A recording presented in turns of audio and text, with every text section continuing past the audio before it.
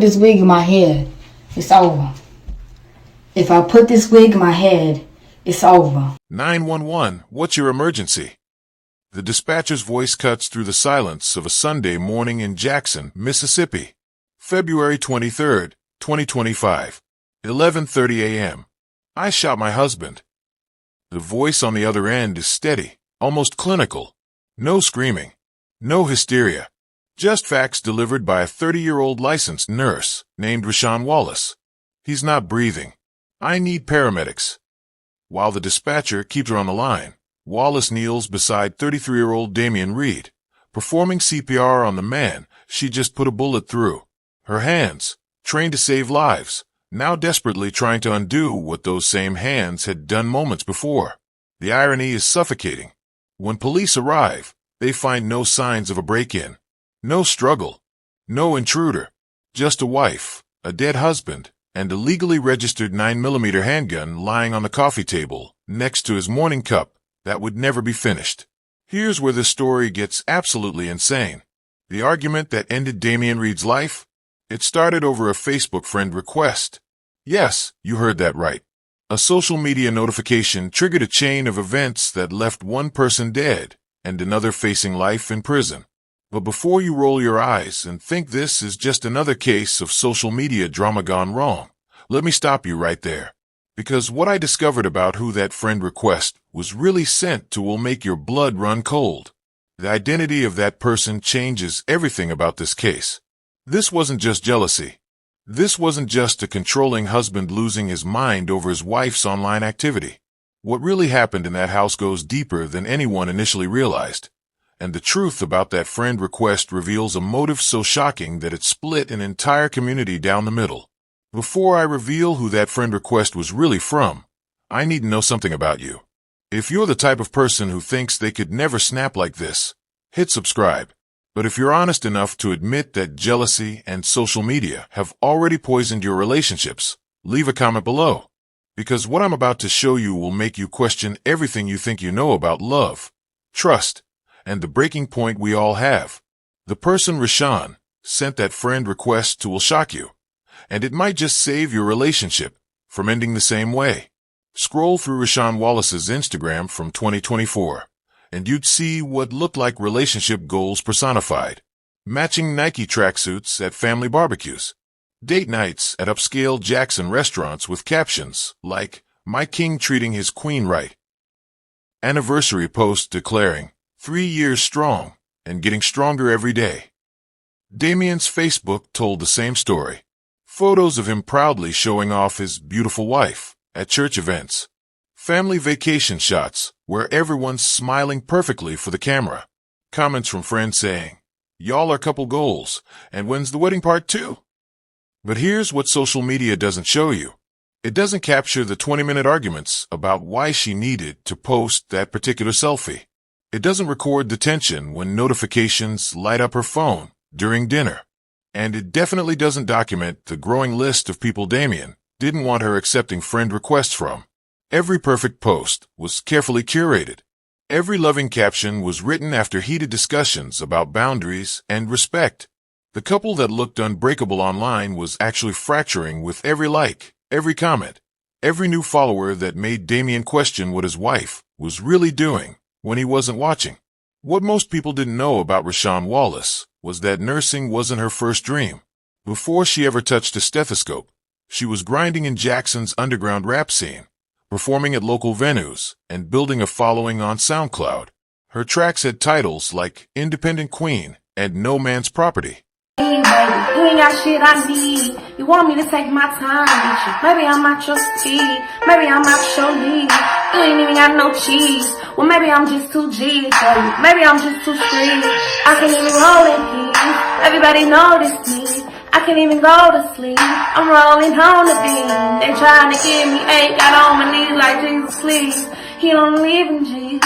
Why you got a Jesus piece? If you wanna leave, just leave. But you ain't gotta lie to me. Even the blind can see that you ain't gon' ride for me. You ain't showing me the love you said you got for me. There ain't no loyalty, you lied to me. You said that you gon' ride for me. Tell me again, my baby. lyrics talked about financial freedom, refusing to be controlled, and building an empire on her own terms. She wasn't just talking about music success either. Rashaan was running a side business selling hair extensions and wigs through social media, turning her online presence into actual income. To her, every Instagram post was marketing. Every new follower was a potential customer. Every connection she made online could open doors for a nursing career or her entrepreneurial ventures. What Damien saw as attention-seeking behavior, Rashaan saw as building her brand and securing their future. But Damien didn't see it that way. To him, his wife was advertising herself to strangers, and that felt like betrayal wrapped in business justification. Damien Reed grew up believing that a man's job was to protect and provide for his family. Born in Atlanta, raised by a single mother who worked 3 jobs, he'd watched her struggle and promised himself his wife would never have to hustle the way his mother did. He worked construction, picked up side gigs, and saved every dollar he could. His dream wasn't fame or social media followers. It was stability. A house with a white picket fence. Kids who never wondered if the lights would stay on. A wife who felt so secure she never needed to look elsewhere for validation. When Rashaan's phone buzzed with notifications, Damien heard opportunity knocking for other men. When she posted photos of herself, he saw his private life becoming public entertainment. Every like from a male follower felt like disrespect. Every comment felt like an invitation he couldn't control. He wasn't trying to be controlling. In his mind, he was trying to protect what they'd built together. But protection and control look identical from the wrong angle. Here's where things get complicated, and this is crucial to understanding what really happened that Sunday morning. Rashaan wasn't just scrolling through Facebook for fun. Her online presence was her livelihood. She had over 3,000 followers buying her hair products, and her nursing connections came through professional networking on LinkedIn and Facebook. Every post about her work uniform got comments from other nurses asking about job openings. Every hair transformation video brought in customers willing to pay $200 for premium bundles. To Rashaan, social media was a business tool that was putting extra money in their joint bank account. But Damien saw something completely different. He saw his wife getting dressed up for photos that other men would see. He watched strangers commenting on her appearance, sliding into her DMs with messages that started professional but felt personal. When she'd spend an hour responding to comments and messages, he felt invisible in his own home. The breaking point came when Damien started recognizing names. The same men liking every single photo. The same profiles commenting with fire emojis and heart-eye faces. To him, these weren't customers or professional contacts. They were threats to his marriage hiding behind the excuse of business networking. By late 2024, their arguments followed a predictable script. Rashaan would post something. Damien would question why she needed to share that particular moment, and she'd defend her right to run her business and express herself freely. What started as 5-minute disagreements stretched into hour-long fights. Damien began checking her phone when she left it unattended. The woman who allegedly shot and killed her husband was given a $50,000 bond in Jackson Municipal Court today. Police say around 11:30 yesterday morning, 30-year-old Rashaan Wallace shot and killed 33-year-old Damien Reed after he allegedly attacked her. It happened on Brook Hollow Drive in Jackson. Wallace is charged with murder. Rashaan started deleting comments before he could see them, not because they were inappropriate, but because she knew they'd trigger another argument. Friends noticed the change. Rashaan's sister later told investigators that family gatherings became tense when Damien would make comments about Rashaan being too friendly with male cousins or family friends. Rashaan confided that she felt like she was walking on eggshells, never knowing which post or interaction would set him off. Damien's co-workers said he'd become distracted, constantly checking his phone to see what his wife was posting. He'd screenshot comments from men and show them to his friends, asking if they thought the messages crossed the line. His paranoia was becoming an obsession. Neither of them realized they were creating a feedback loop of suspicion and defensiveness that was slowly destroying the trust they'd built over 3 years of marriage. The red flags were there, but everyone interpreted them differently. When Rashaan stopped posting couple photos as frequently, friends thought they were just being more private. When Damien started appearing less in her content, people assumed he was camera shy. What nobody saw were the conversations happening behind closed doors. Rashaan begging Damien to trust her, explaining that her online interactions were purely professional. Damien pleading with his wife to understand how her behavior looked to other people, how it made him feel disrespected and embarrassed. Their pastor later revealed that Damien had approached him in January 2025, asking for advice about marriage and social media boundaries. He'd expressed feeling like he was competing with the internet for his wife's attention. The pastor suggested couples counseling, but Damien said Rashaan refused to go because she didn't think they had a real problem. Rashaan's co-workers at the hospital noticed she'd become more withdrawn. She used to share funny stories about her husband, but by February, she rarely mentioned him at all.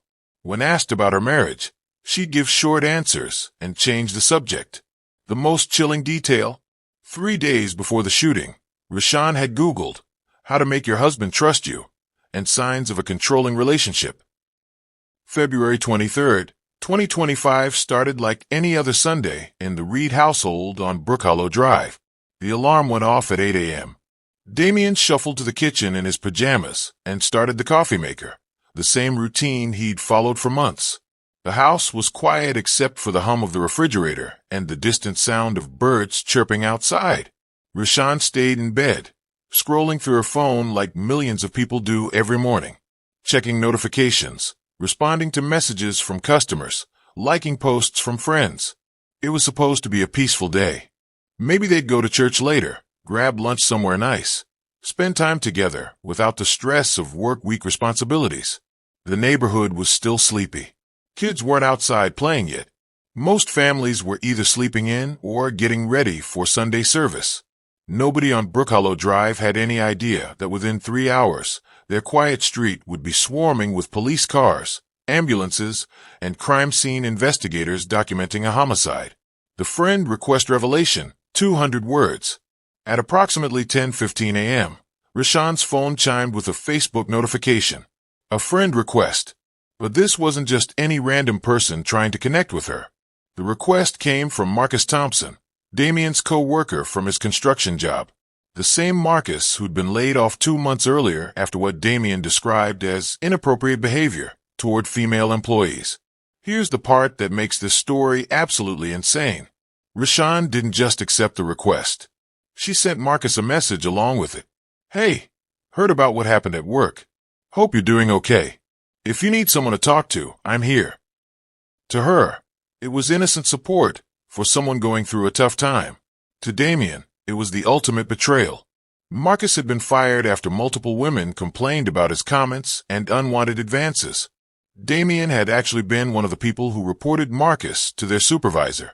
He'd come home and told Rashaan all about it, expressing disgust at Marcus's behavior and relief that the guy was finally gone.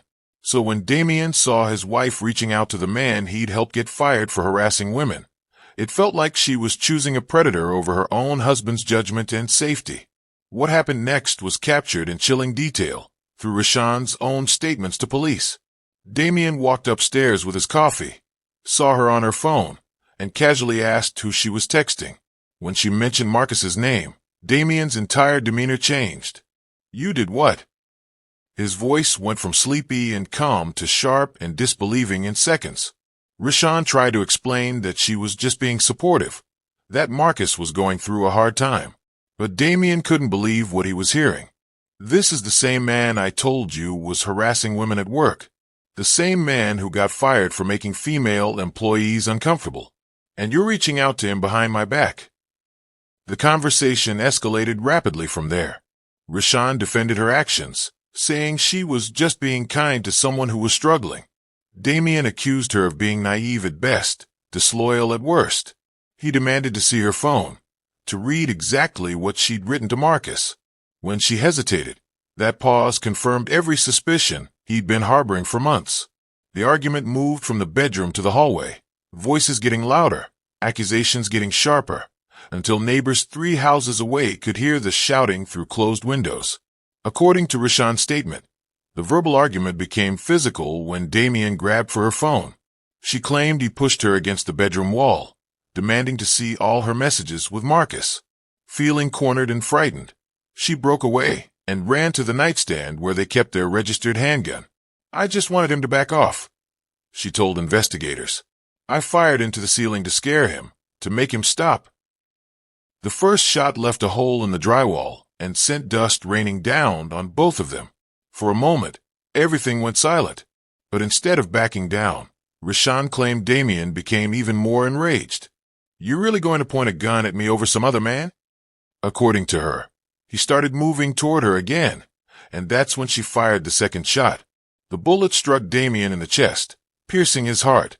He collapsed immediately, blood pooling beneath him on the bedroom carpet. The man who'd been drinking coffee and planning a quiet Sunday was dead before the paramedics even got the call. When Jackson police detectives arrived at Brookhollow Drive, they expected to find evidence of a domestic violence incident gone wrong. What they discovered instead raised more questions than answers. The bedroom where Rashaan claimed a physical altercation occurred showed no signs of a struggle. No overturned furniture, no scuff marks on the walls, no broken items scattered on the floor. The blood spatter analysis told a different story than Rashaan's account. Damien had been shot from approximately 6 feet away, not the close range you'd expect if he was advancing aggressively toward her. The angle of the bullet wound suggested he was standing still, possibly even turning away, when the fatal shot was fired. Detective Sarah Martinez, who'd worked domestic violence cases for 12 years, found something else troubling. Rashaan had no defensive wounds, no bruises, no torn clothing that would indicate a physical struggle. Her pajamas were clean except for the blood from performing CPR after the shooting. The most damning piece of physical evidence, the warning shot Rashaan claimed she fired into the ceiling actually went into the wall behind where Damien would have been standing.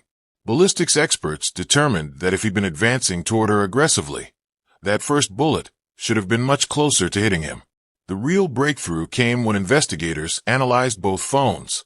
What they found painted a completely different picture of the events leading up to the shooting. Rashaan's message to Marcus Thompson wasn't just a casual, "Hope you're doing okay" text. The full conversation revealed something much more concerning. She'd been messaging Marcus for 3 weeks before the shooting. The conversation started professionally, asking about his job search and offering networking contacts from the hospital. But they quickly became personal. Marcus had been complaining about his ex-girlfriend, and Rashaan was offering emotional support, telling him he deserved better treatment. The most shocking discovery? 2 days before the shooting, Marcus had sent Rashaan a message saying, "Your husband doesn't appreciate what he has. If you were my woman, I'd treat you like the queen you are." Instead of shutting down the inappropriate comment, Rashaan had responded with a blushing emoji and, "You always know what to say to make me smile." Damien's phone revealed he'd been screenshotting Rashaan's social media activity for weeks, building what looked like a digital evidence file of interactions he found suspicious.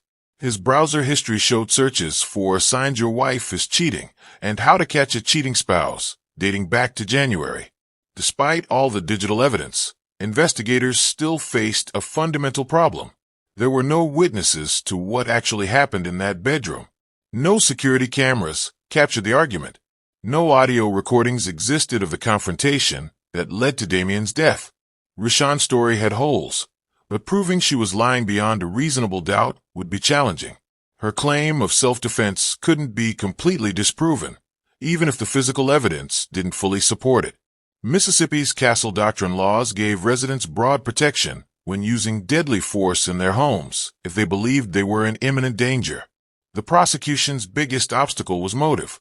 While the Marcus Thompson messages were inappropriate, they didn't rise to the level of an affair. There was no evidence of physical meetings, no explicit sexual content, no plans to leave their respective relationships. A defense attorney could easily argue that Rashaan was just being friendly to someone going through a difficult time. What investigators couldn't explain was the 11-minute gap between when neighbors heard the argument start and when the shots were fired. Rashaan claimed the confrontation escalated quickly, but phone records showed she'd actually been texting with her sister during part of that time, complaining that Damien was being paranoid again about her friendships. When Rashaan Wallace's defense team filed their self-defense claim, They faced an uphill battle against Mississippi's legal standards. Under state law, claiming self-defense requires proving three critical elements: imminent threat, reasonable fear, and proportional response. The prosecution was ready to challenge every single one. District Attorney Michael Harrison argued that Rashaan had multiple opportunities to de-escalate or escape. She could have locked herself in the bathroom. She could have run out of the house. She could have called 911 before picking up that gun. Harrison told reporters outside the courthouse. Instead, she chose to arm herself and engage in a confrontation that she knew could turn deadly. Defense attorney Jennifer Collins painted a different picture. My client is a 120-pound woman who felt trapped by an angry, jealous husband. She fired a warning shot first, which proves she didn't want to hurt him. When that didn't stop his aggressive behavior, she had seconds to make a life-or-death decision. The legal battle hinged on one crucial question. Was Damian Reed actually advancing toward his wife in a threatening manner, or was he simply standing his ground during an argument? Without witnesses or video evidence, the jury would have to decide whose version of events to believe based purely on circumstantial evidence and expert testimony. Social media exploded with opinions about the case, splitting along predictable lines. The hashtag Justice for Damian gained traction among users who saw Rashaan as a manipulative woman who killed her husband rather than face the consequences of her inappropriate relationship with Marcus Thompson. But hashtag Stand With Rashaan supporters argued that she was a victim of domestic abuse who finally fought back against a controlling husband. They pointed to Damian's phone searches about catching cheating spouses as evidence of obsessive, potentially dangerous behavior. The case became a lightning rod for debates about social media boundaries in relationships, domestic violence, and women's right to self-defense. True crime podcasters dissected every detail. YouTube channels with millions of subscribers took sides. Comment sections became battlegrounds where strangers argued about marriage, trust, and whether a Facebook message could justify murder. The viral nature of the case put additional pressure on both the prosecution and defense teams, knowing that millions of people were watching and judging their every move. Behind closed doors, prosecutors were building a case that went far beyond the physical evidence. They discovered that Rashaan had been researching divorce lawyers online just 1 week before the shooting. Her browser history showed searches for "How much alimony can I get in Mississippi?" and "Splitting assets in divorce." Even more damaging was a conversation Rashaan had with her co-worker 3 days before Damian's death. According to hospital security footage, she told another nurse that she was tired of living like a prisoner and that Damian's jealousy was suffocating her. When the co-worker suggested marriage counseling, Rashaan had reportedly said, "Some problems can't be fixed with talking." The prosecution's theory was simple. Rashaan Wallace didn't kill her husband in self-defense. She killed him because she wanted out of her marriage, but didn't want to lose half their assets in a divorce. The Marcus Thompson messages were just the excuse she needed to provoke a confrontation that would give her legal justification for pulling the trigger. If they could prove premeditation, Rashaan wouldn't just face murder charges.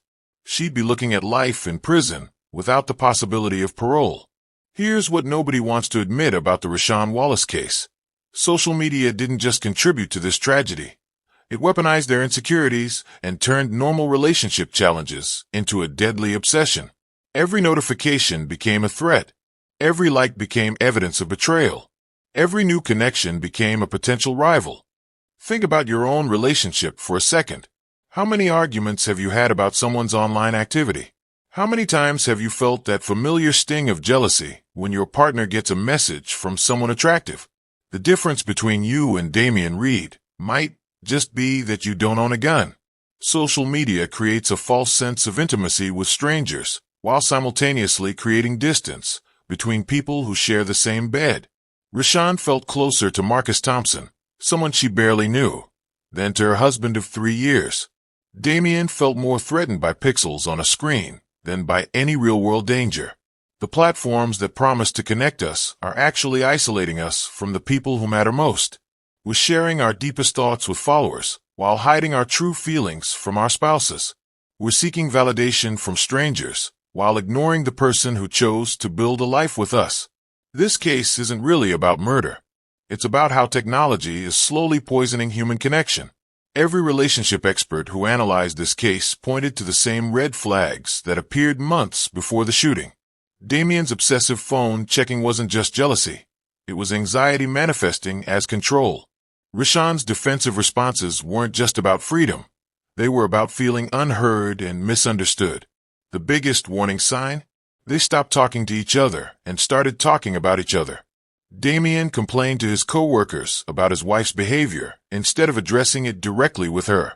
Rashaan vented to her sister and friends instead of having honest conversations with her husband about his insecurities.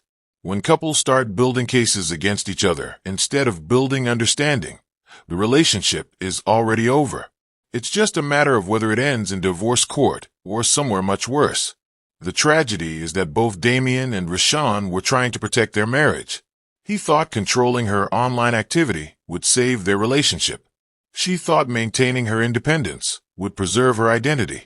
Neither realized they were both destroying the trust that held everything together.